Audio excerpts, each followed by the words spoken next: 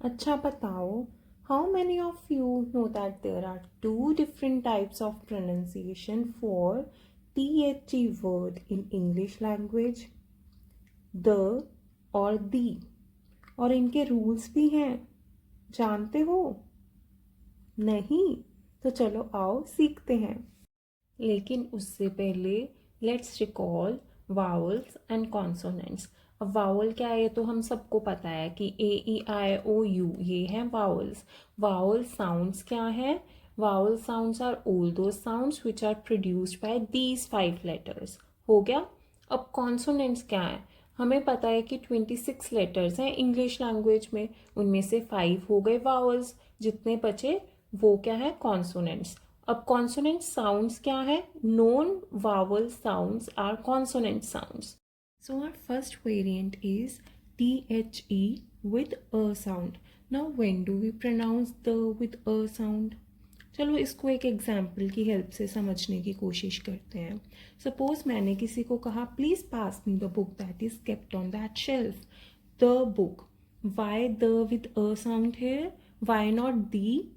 क्योंकि book which is the word that follows the, या जो वर्ड THE के बाद आ रहा है वो वर्ड किससे बिगिन हो रहा है, कौन सी साउंड से बिगिन हो रहा है।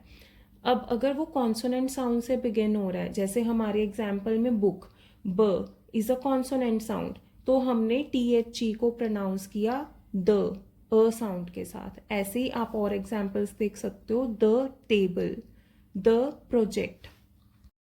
चलो अब देखते हैं rules to pronounce THE with E sound that is the. अब दी साउंड दो अलग जगह यूज होता है। फर्स्ट इज जो वर्ड THE के बाद आ रहा है वो अगर वाउल साउंड से स्टार्ट हो रहा है तो will pronounce THE with E sound that is the. For instance, the elephants, the oldest, the advice, and so on. Now, second, when we want to give a lot of emphasis on something, जैसे अगर मैं कहूँ you are the best, अब यहाँ पे हमेशा दी होगा, क्यों हम द नहीं बोल सकते क्योंकि हम यहाँ पे बहुत स्ट्रेस दे रहे हैं, तो दी बेस्ट होगा। आई होप आज का लेक्चर आपको अच्छे से समझ में आ गया है।